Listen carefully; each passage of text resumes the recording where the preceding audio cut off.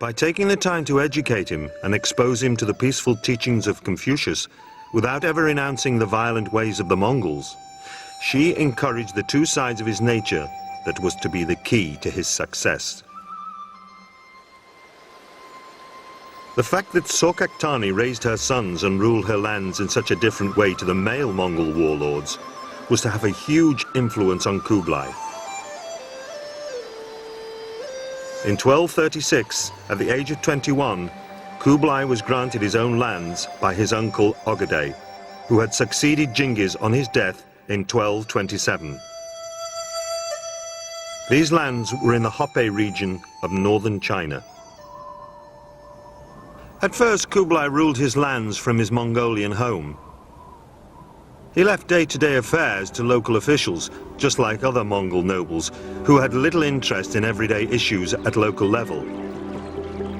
But in his absence, the already poor farmers were heavily taxed, or they were taken away from their farms to provide labor for state schemes like road building. With his mother's influence, Kublai decided to change things. He instituted reform that was gratefully received in his lands by the peasants of northern China. Roads and bridges were improved, and he did much to improve the quality of life for ordinary people. He was also, in a way that may seem to us rather modern, concerned to make sure that welfare provisions for the destitute and the poor were sufficiently well arranged. This meant that, for instance, areas which had suffered from war or drought or famine were relieved of their tax obligations for a certain amount of time until they could once again afford to actually pay taxes to the central treasury. And instead of paying taxes, quite often they were given either food or monetary subsidies by the central government to make sure that they got themselves back on their feet. So from an early age, Kublai started to show the qualities of an enlightened and progressive ruler. He extended the Mongol postal system, which was the most advanced in the world. This opened up the area to trade and ensured that his messages reached the most remote areas. But back in the Mongol capital Karakorum, the more traditional families distrusted Kublai and his mother. They thought they were selling out and becoming too much like the Chinese merchants who the Mongols had always robbed from in the past. What is clear is that even at this early stage in his career, Kublai was setting the pattern for the way that he was going to rule. One of the most significant things was the fact that he didn't work alone. Instead, he would always consult a wide range of advisors. Quite often when he didn't necessarily understand an idea, whether it was about warfare or about governance, he would show no embarrassment in calling in advisors and actually asking them what he should do. And interestingly, one of the most important influences in his life was his favorite wife, Chabi, who in fact advised him not only on his path to conquest of China before he actually got to be the emperor, but also about good governance while he actually sat on the emperor's throne. Kublai had married Chabi in 1239, and their first son was born a year later.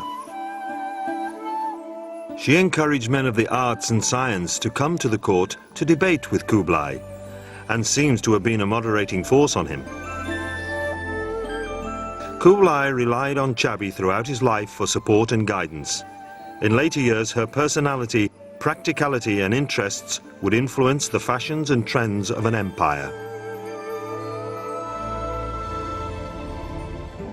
But Chabi wasn't his only wife, because Kublai was a Mongol, and this was a culture in which Khans traditionally had 4 wives.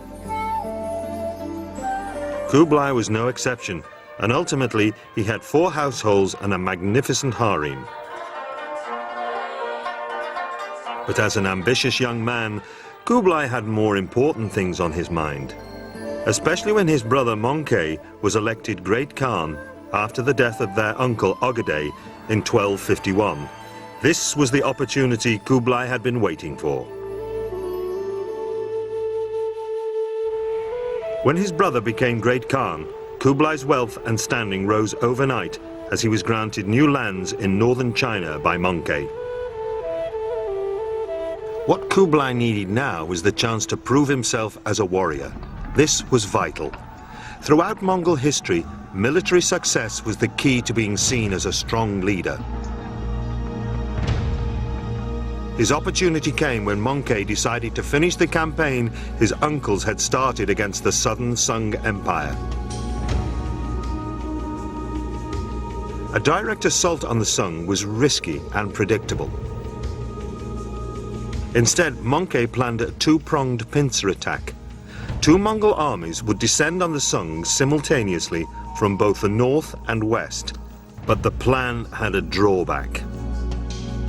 On the western route, the independent non-Chinese kingdom of Nanchao stood directly in the way. It would have to be dealt with if the Mongols were to succeed against the Song Empire.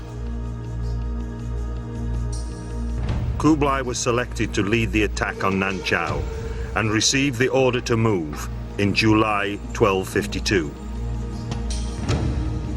Conquering Nanchao meant a direct assault on its fortified capital, Tali. This invasion was no easy task. Massive obstacles had to be overcome. Three great rivers and the rugged mountain ranges of the Tibetan Plateau lay in Kublai's path. Envoys that Kublai sent ahead to tell the king to submit were beheaded, and the kingdom of Nanchao refused to surrender. After 2 months, Kublai's forces reached the banks of the mighty Yangtze River. The critical moment had come, but there were no bridges. On the opposite bank, the Tali army slept, confident that Kublai's army could not cross the river. But Kublai directed his men to make inflatable bags from sheepskins, and they crossed the river late that night in a surprise attack. The Tali forces were cut down in their thousands by the Mongol cavalry as they attempted to flee back to the capital. Soon the Mongol forces were at the gates of Tali. Everyone inside knew that Mongol tradition was to slaughter the inhabitants of the first city they took on a campaign as an example to the rest of the country. But Kublai was different. He promised that the city would be spared if they surrendered peacefully. Sensibly, Tali opted to do so, and Kublai kept his word.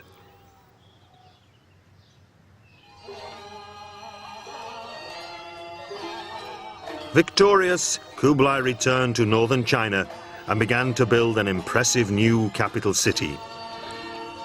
Called Shangtu, it would be built Chinese style in the lands between Mongolia and China. The new city, which was later immortalized in European literature as Xanadu, aroused concern among Mongol traditionalists. To them it appeared the young upstart had become Chinese. For a Mongol prince to build a city in China was bad. But when reports arrived that it rivaled the Mongol capital Karakoram, it was too much. And as news arrived that Kublai had overturned Mongol taxation policies, charges of treason were inevitable, as was a family rift that threatened to tear the Mongol Empire apart. But after a period of tension, Kublai's strong relationship with his brother Mongke saved his position. If Mongke was to succeed in overcoming the Sung Empire, he would need his brother's diplomatic flair and the Chinese allies that Kublai was gathering around him.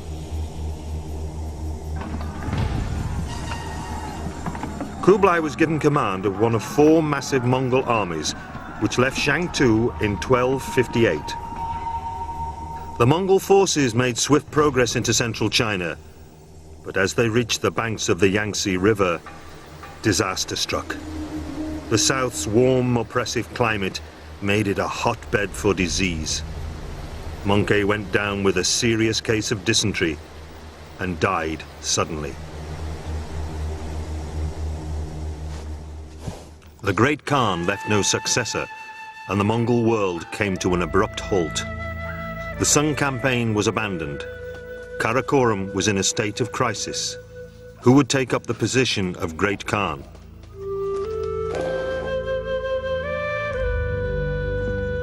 From the 4 corners of the Mongol Empire, nobles came rushing